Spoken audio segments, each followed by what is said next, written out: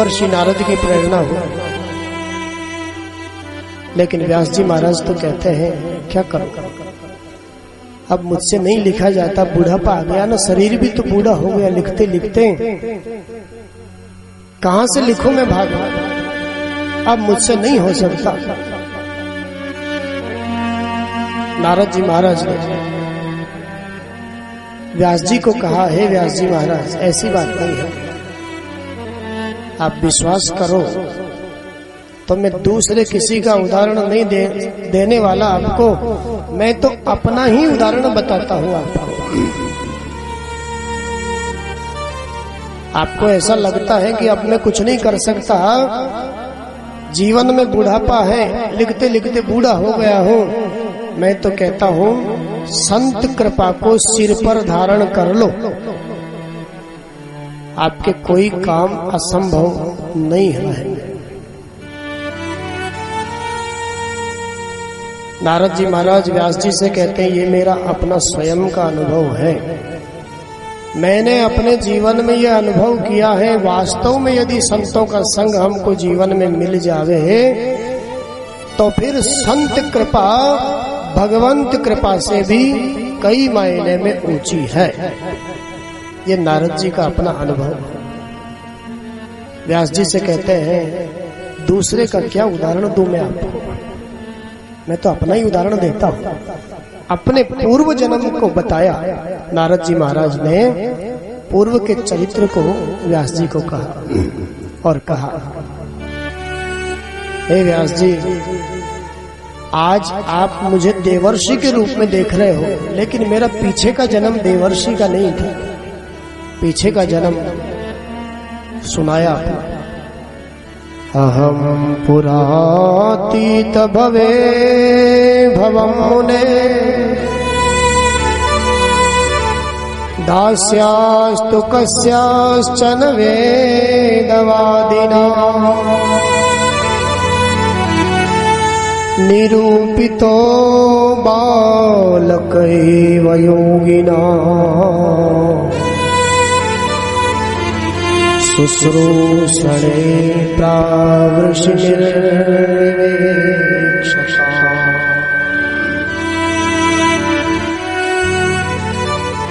देवर्षि नारद ने अपना पूर्व जन्म बताया, हे व्यास जी, मैं पूर्व जन्म में एक विपन्न गरीब दासी का बेटा, अपना पूर्व जन्म नारद जी बता रहे। विपन्न गरीब दासी मेरी माँ। और परिस्थितियां देखो, हम लोग थोड़ी थोड़ी परिस्थितियों में घबराते हैं, लेकिन परिस्थितियां देखो। नारद जी कहते हैं, मेरी माँ गरीब दासी, इधर मैंने जन्म लिया और उधर मेरे पिता स्वर्ग सिधार। विपत्तियों का पहाड़ टूट पड़ा मेरी माँ पर। मुझ छोटे से बालक को गोद में उठाए मेरी माँ संसार के लोगों के यहाँ सहायता मांगने के लिए दर दर पे गई।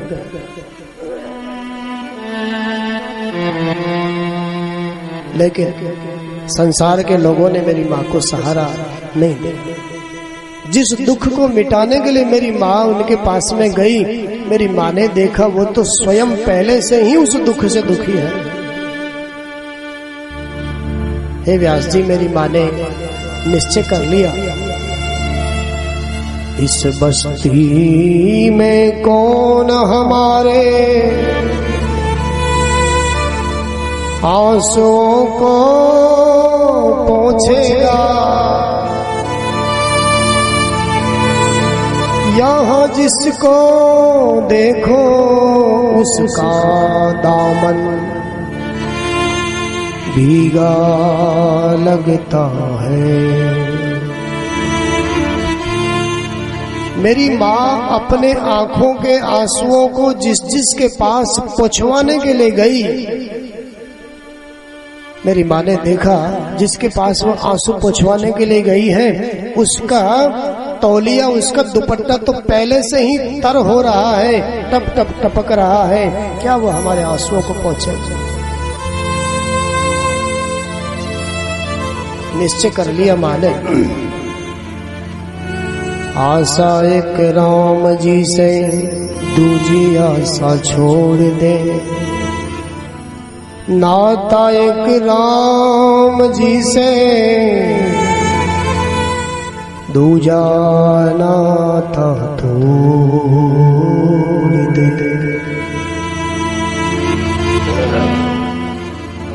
संसार को छोड़ा और संतों के आश्रम में माँ मुझ छोटे से बालक को लेकर के आ गई। संतों को प्रणाम किया माँ ने। जीवन में मेरी माँ संतों से कहने लगी, महाराज मुझे बर्तन मांजने आते हैं, महाराज मुझे गाय दूहना आता है, मैं सब सेवा करूंगी आपके आश्रम में, उसके बदले में केवल 2 जून की रोटी चाहिए बस।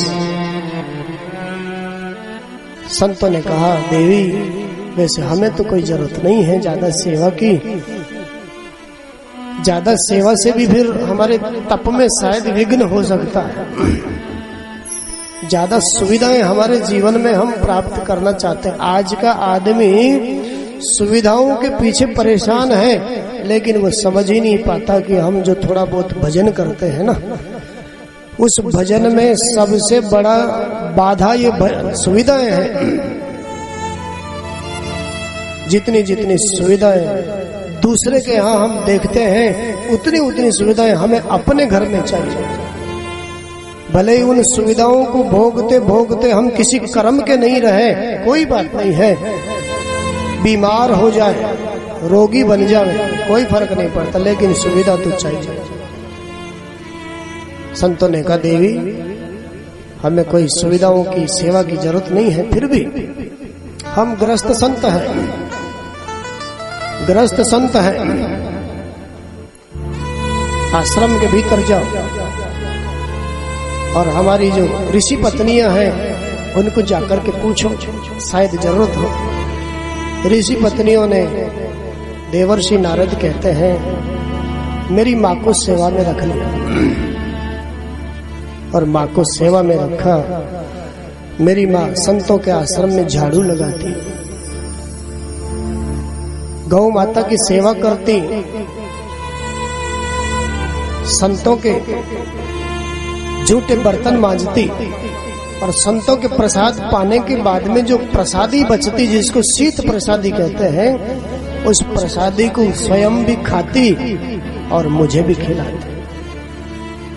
नारद जी कहते, व्यास जी से, है व्यास जी, संतों ने प्रेम से मेरा नाम रामदास रख दिया। संतों के आश्रम में उनके संग में ऐसे जीवन कटने लग गया। कुछ दिन के बाद में उन्हीं संतों, गृहस्थ संतों के यहाँ विरक्त संत 4 महीने के लिए चतुर्मासा करने के लिए पधारे।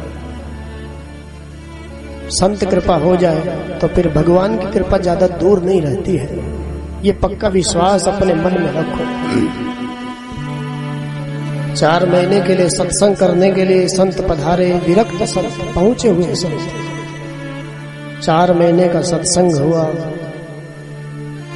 मुझे भी उन संतों की सेवा में मेरी माँ ने लगा दिया। सेवा का अवसर मिला, समय मिलता तो संतों का थोड़ा बहुत सत्संग मैं भी सुनता। 4 महीने का सत्संग सुनने के बाद मैं एक ही निर्णय पर पहुंचा। कौन सा निर्णय? सत्संग सुनने के बाद में मेरा मन कहता है, कोई किसी का माँ नहीं, कोई किसी का पिता नहीं, कोई किसी का भाई नहीं, जगत में सब नाते झूठे हैं। अब तो मेरा मन एक ही बात कहता है, चल रे हंसा अमर लोक को, यहाँ कोई नहीं तेरा है, जग वालों का हुआ अंधेरा, अब अपना हुआ सवेरा है, चल रे हमसा हमारे लोग को। व्यास जी से कहते हैं, देवर्षि नारद 4 महीने के सत्संग के बाद में एक ही निर्णय पर पहुंचा, अब कोई किसी का नहीं, सब संसार के झूठे नाते, जब तक शरीर है शरीर के सब नाते। संत लोग जाने लगे, मैं भी जाना चाहता था उनके साथ, क्योंकि अब मेरा मन संसार में नहीं लगता। लेकिन न जाने मेरी माँ को कैसे पता चला कि मेरा बालक रामदास इन संतों के साथ में ही जाना चाहता। कैसे पता लगा मेरी माँ को? मेरी माँ ने संतों के चरण पकड़े और संतों के चरण पकड़ करके कहा, बाबा आपका सत्संग जब से सुना है ना मेरे बेटे ने, तब से आजकल वह बहकी बहकी बातें करता है। बाबा बुढ़ापे की लाकड़ी है मेरा बेटा, बुढ़ापे का सहारा है। कभी कहता है यहां नहीं रहूंगा, कभी कहता है ऐसा करूंगा। माताओं को बड़ी चिंता होती है, अगर कोई भगवान के मार्ग की तरफ बढ़ने की बातें उनका बेटा करने लग जाए ना, तो बड़ी चिंता सताने लग जाती। आजकल की माताएं अपने बेटे को सब कुछ बना सकती है, लेकिन भक्त बनाना उसको कतई स्वीकार नहीं है, साधु बनाना कतई स्वीकार। आजकल की माताओं में इतनी प्रतिस्पर्धा है कि छोटे छोटे बच्चों का बचपन छीन रही है आजकल की माता। जितना बच्चे का वजन नहीं है ना, उससे ज्यादा उसके थैले का वजन है। 2.5 साल की उम्र में, 2 साल की उम्र में तो बच्चा माँ को छोड़ना नहीं चाहता, उसको कई कई घंटे बाहर रहना पड़ता माँ को छोड़कर। किस लिए? उसके आत्म कल्याण के लिए नहीं, प्रतिस्पर्धा। मेरा बच्चा कहीं पीछे नहीं रह जाए, किसी से पीछे नहीं रह जाए। पेट भरने की विद्या को सिखाने के लिए सब कुछ बनाने को तैयार है वो। बहुत बड़ा मंत्री संतरी बनाने को तैयार है, बहुत बड़ा अधिकारी बनाने को तैयार है अपने बच्चे को।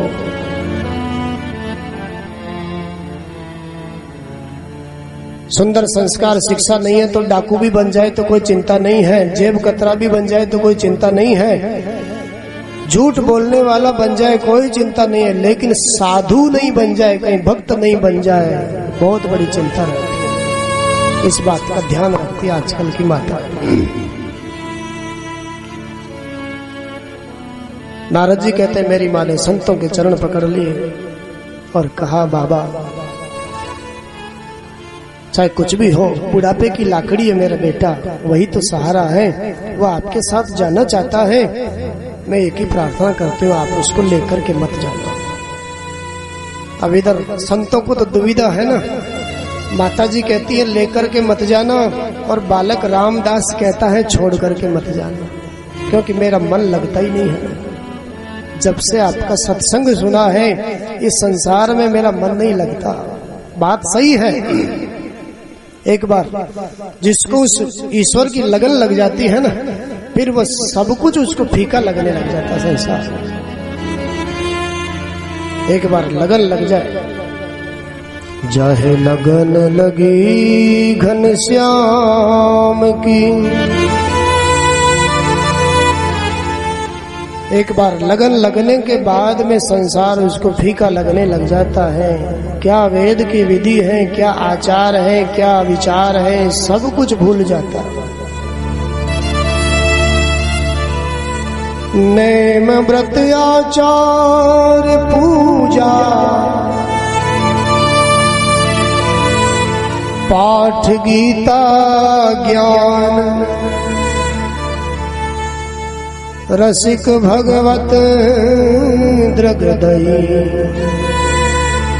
अस खेच के मुख न्याय,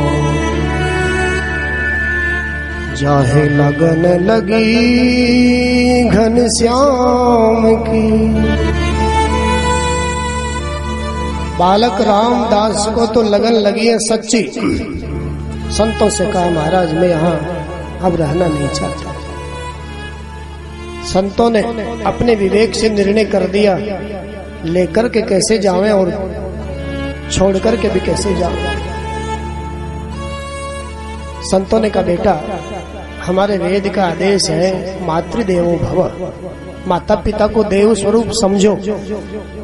तो भैया जब तक तुम्हारे माताजी का शरीर है तब तक इनकी सेवा करना ही तुम्हारा भजन है, सेवा करना ही तुम्हारा धर्म है, वही तुम्हारी पूजा है। और शरीर जब पूरा हो जाए तो उसके बाद में खूब भजन कर।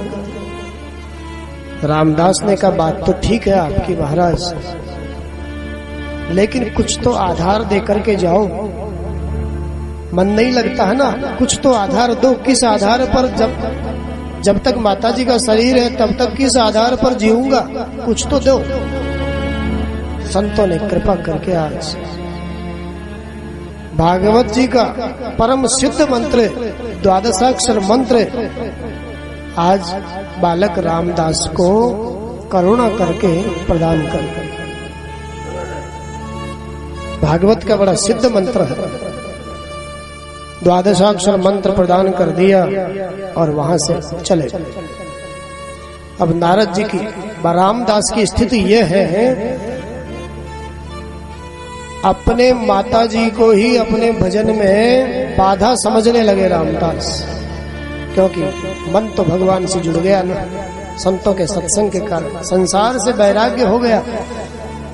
बार बार विचार आता है, हे भगवान शायद मुझे लगता है मैं आपसे मिलना चाहता हूँ, आपका भजन करना चाहता हूँ, लेकिन उस भजन में ये माताजी रोड़ा बनी हुई है, बाधा बनी हुई है।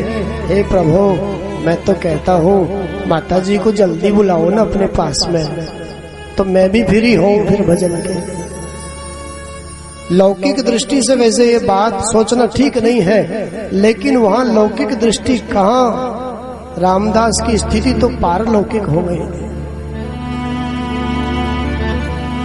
ऐसी जिज्ञासा, ऐसी प्यास भगवान से मिलने की लग चुकी थी।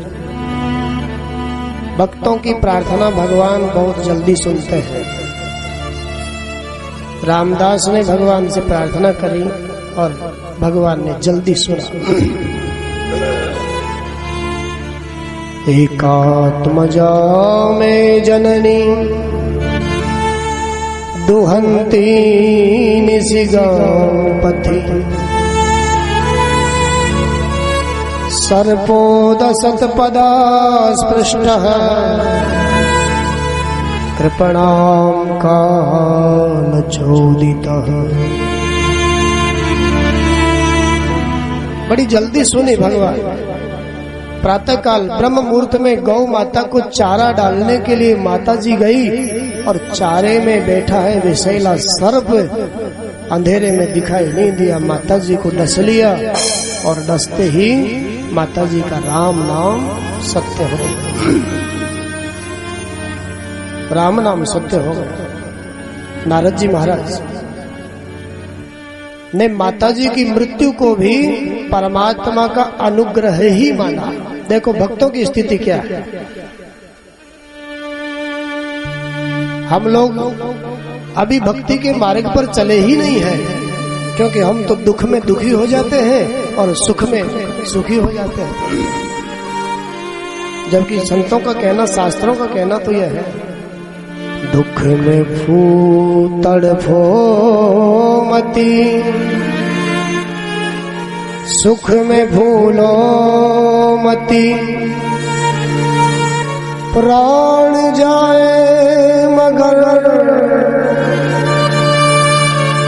नाम भूलो मती, अपने रथ को सुमारग लगाते चलो,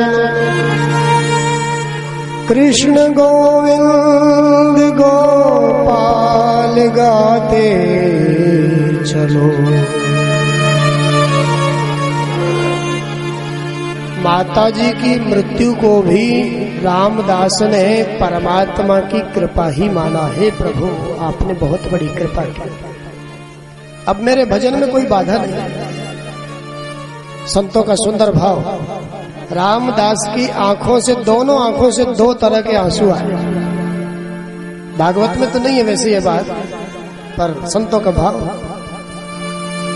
दोनों आंखों से दो तरह के आंसू, एक आंख से गर्म आंसू, एक आंख से ठंडा आंसू। जब हम दुख में रोते हैं तो आंख से गरम गरम आंसू निकलता है, जब हम दुखी होकर के रोते हैं। और कभी कभी खुशी में भी रोना आ जाता है। जब हम ज्यादा प्रसन्न होते हैं ना, तो आंखों से बरबस आंसू निकल पड़ता है। 5वीं क्लास में बच्चा पढ़ता है, आज उसका परीक्षा परिणाम आने वाला है। घर के दरवाजे पर माताजी खड़ी हुई है और सामने से उसको अपना बालक हाथ में परीक्षा परिणाम लेकर के दौड़ता हुआ आता दिखाई देगा। और बच्चे ने परीक्षा परिणाम दिखाते हुए माताजी से दूर से ही कहा, दौड़ते हुए, माताजी मैं अपने क्लास में सबसे ज्यादा अंक मुझे मिले हैं, प्रथम स्थान मुझे प्राप्त हुआ। माता दौड़ करके उस बालक को अपने अंक से चिपका लेती है और खुशी के आंसू छलक पड़ते हैं उसकी आंखों से। तो कभी कभी खुशी में भी रोना पड़ जाता है, लेकिन खुशी के जो आंसू हैं वो हमेशा ठंडे आंसू निकलते हैं। हो सके तो प्रयोग करके देखना, जरूरत पड़े तो आप। हाँ, वैसे तो भगवान की कृपा से जरूरत नहीं पड़नी चाहिए। तो नारद जी की आंखों से संतों का भाव, दो तरह के आंसू निकले। थोड़ा दुख भी है, एक मेरी माँ ही तो थी संसार में, अब कौन मुझे बेटा कह करके पुकारे। और प्रसन्नता इस बात की है, अब कोई मुझे भगवान का भजन करने से रोकने वाला नहीं। भगवान की कृपा मान करके उत्तर दिशा की ओर, उत्तराखंड की भूमि की ओर रामदास ने प्रस्थान किया। चलते चलते चलते चलते थकान हुई और आगे एक सरोवर देखा, एक वृक्ष देखा। सरोवर में स्नान किया रामदास ने, सारी थकान दूर हो गई। और फिर उस वृक्ष के नीचे बैठ करके जो संतों ने मंत्र दिया था, उस मंत्र का तन्मयता के साथ जाप करने लगे। जाप करते करते करते तन्मयता आ गई रामदास के जीवन में। और तन्मयता इतनी आई, देह की सुध बुध भी उनको नहीं रही।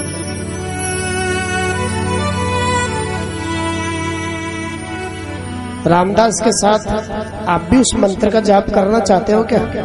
बहुत परम सिद्ध मंत्र है। आइए 2 मिनट रामदास के साथ, दासी के पुत्र के साथ, देवर्षि नारद के पूर्व जन्म में जो उन्होंने जिस मंत्र का जाप करके परमात्मा को प्राप्त किया, देवर्षि की पदवी को प्राप्त किया, आइए 2 मिनट हम भी उस मंत्र का भाव से जाप करते हैं, फिर आगे की कथा। ओम नमो भगवते वासुदेवाय।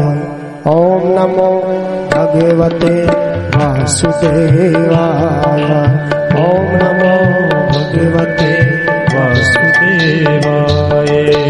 वासुदेवाय मेरो नंदनंदनाय। वासुदेवाय मेरो नंदनंदनाय। वासुदेवाय मेरो नंदनंदनाय। वासुदेवाय मेरो नंदनंदनाय। नंदनंदनाय मेरो वासुदेवाय। नंदनंदनाय वासुदेवाय मेरो नंद नंदना, वासुदेवाय मेरो नंद नंदनाय। बोलो ओम नमो भगवते वासुदेवाय, ओम नमो भगवते वासुदेवाय।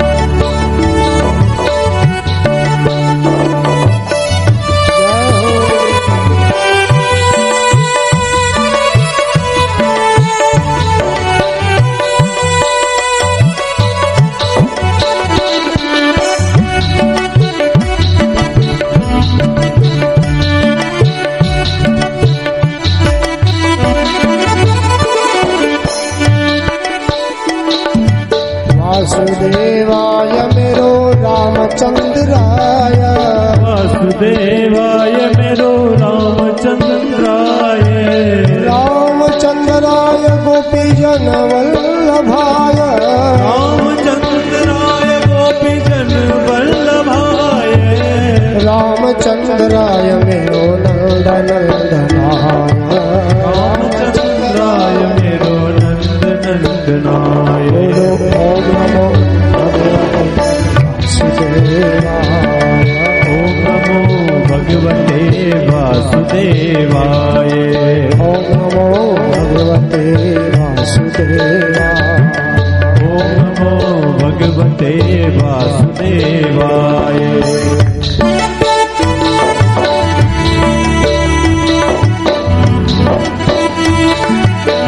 हे हरि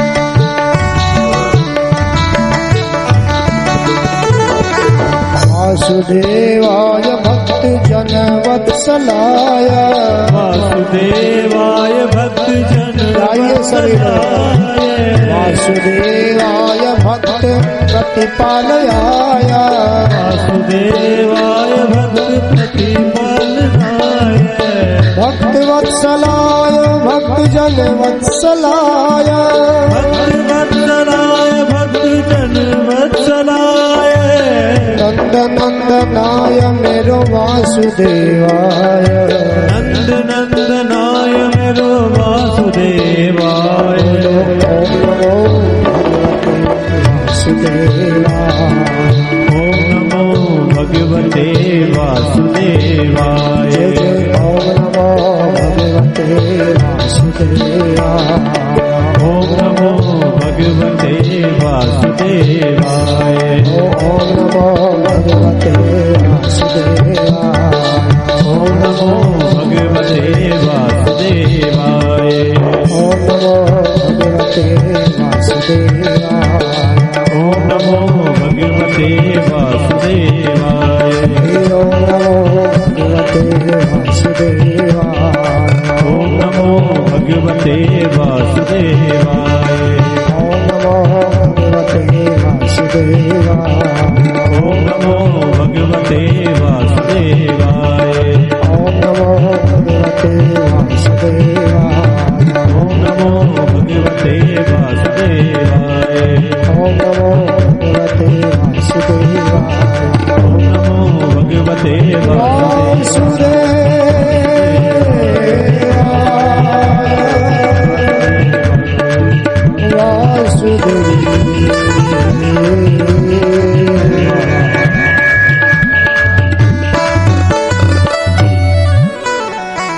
बोले भक्तवत्सल भगवान की जय हो। इस परम सिद्ध मंत्र का रामदास ने जाप किया। वैसे किसी भी मंत्र को किसी के सामने गाना नहीं चाहिए, मंत्र गोपनीय होता है। तो अनादिकारी जीवों के सामने मंत्र को गाना अपराध है। एक बार रंगनाथ भगवान जो दक्षिण में है, तमिलनाडु में है, रामानुज संप्रदाय के भगवान है रंगनाथ भगवान, वृंदावन में भी मंदिर है। रामानुज स्वामी जी रंगनाथ भगवान के प्रधान पूजक अर्चक। रामानुज स्वामी जी को भगवान रंगनाथ ने अष्टाक्षर मंत्र दिया और कहा, हे रामानुज, इस मंत्र से जो जो इसको सुनेगा उसका कल्याण हो जाएगा, लेकिन बिना पात्रता के, बिना अधिकार के उन अनाधिकारी जीवों को इस मंत्र को सुनाना भी अपराध है। सुनाने वाला नरक में चला जाएगा। इसलिए तुम इस मंत्र को जो अधिकारी हो उसी को देना, सबको मत देना। रामानुज स्वामी जी संत स्वभाव, भगवान के संग में रहने वाले महात्मा भक्त, जब संसार के दुखी लोगों को देखा और मन में विचार किया, जब मंत्र से ही, मंत्र को सुनने मात्र से ही ये लोग वैकुंठ को चले जाएंगे, तो फिर क्यों ना इनको मंत्र सुना जाए। ये पात्र हो चाहे नहीं हो, इनका फायदा तो होगा। भगवान रंगनाथ के मंदिर के प्रधान दरवाजे के शिखर पर ब्रह्म मुहूर्त में चढ़ गए और वहां से जोर जोर से आवाज करके उस मंत्र को सुना दिया। लाखों लोग इकट्ठे हो गए। अधिकारी थे उन्होंने भी सुन लिया, अनाधिकारी थे उन्होंने भी सुन लिया, सबको सुनाया। भगवान रंगनाथ को मंदिर के भीतर से बाहर आना पड़ा, जोर जोर से गा रहे हैं ना मतलब। भगवान रंगनाथ कहते हैं रामानुज स्वामी जी से, अरे रामानुज, तुम ये क्या कर रहे हो? अनाधिकारी जीवों के कान में मंत्र दे रहे हो, इसके लिए तुम्हें अपराध लगेगा, तुम्हें नरक जाना होगा। रामानुज स्वामी जी की आंखों में आंसू है और हाथ जोड़ करके भगवान से कहते, रंगनाथ भगवान से, हे प्रभु, अगर मुझ अकेले के नरक जाने से अगर ये लाखों लोगों का भला होता, ये वैकुंठ जाते हैं, तो ये रामानुज उस नरक के लिए तैयार है। आप मुझे नरक भेज दीजिए। अगर मुझे अकेले को इन लाखों लोगों के भले के लिए नरक जाना पड़े तो उस नरक के लिए भी मैं तैयार हूं।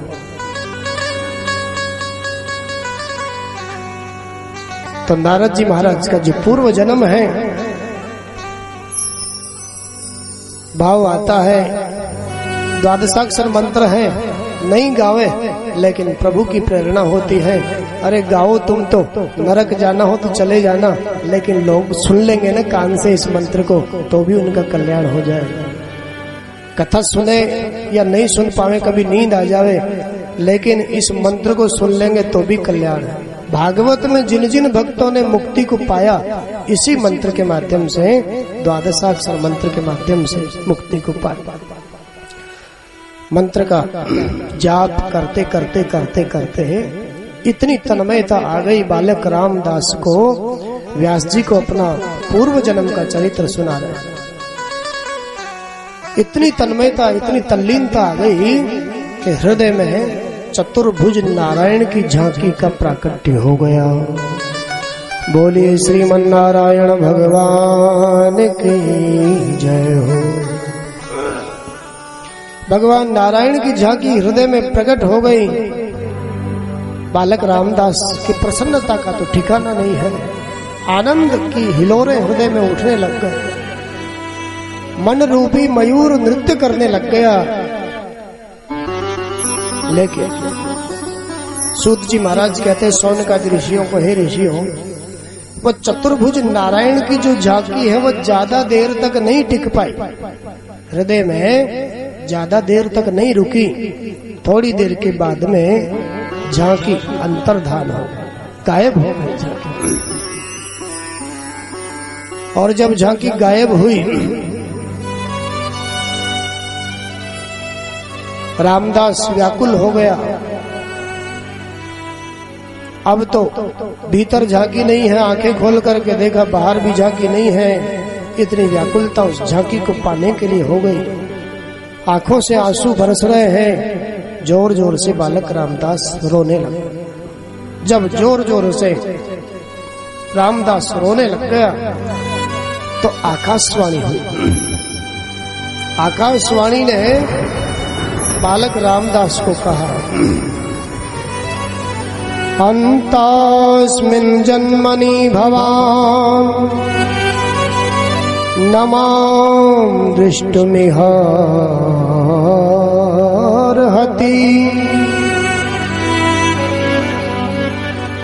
अविपक्वकषायाणाम् दुर्दर्शोऽहं कुयोगिनाम् दुर्दर्शोऽहं कुयोगिनाम्। आकाशवाणी ने कहा, हे बालक रामदास, तेरे जीवन में तल्लीनता तन्मयता बहुत है, लेकिन तेरे कुछ कर्म अभी शेष है। जब तक जीव के कर्म शेष रहते हैं तब तक उसको चाहे कितने जन्म क्यों न बीत जाए, उसको भगवान की प्राप्ति नहीं हो पाती। भगवान की प्राप्ति उसको जब ही होती है जीव को, जब ज्ञान भक्ति की आग में सब कर्म जल करके उसके राख हो जाते हैं, सारे कर्म उसके समाप्त हो जाते हैं, तब जाकर के जीव को भगवत प्राप्ति होती है। तो तेरे अभी कुछ कर्म शेष है, इस जन्म में मुझसे मिलना तेरा संभव नहीं है। हाँ, अगले जन्म में मैं तुझे जरूर मिलूंगा। आकाशवाणी ने जब ये बात कही, जैसे तैसे रामदास ने अपने उस जीवन को, आगे जब प्रलय का समय आया, प्रलय के समुद्र में अपने उस जीवन की लीला को समाप्त कर दिया।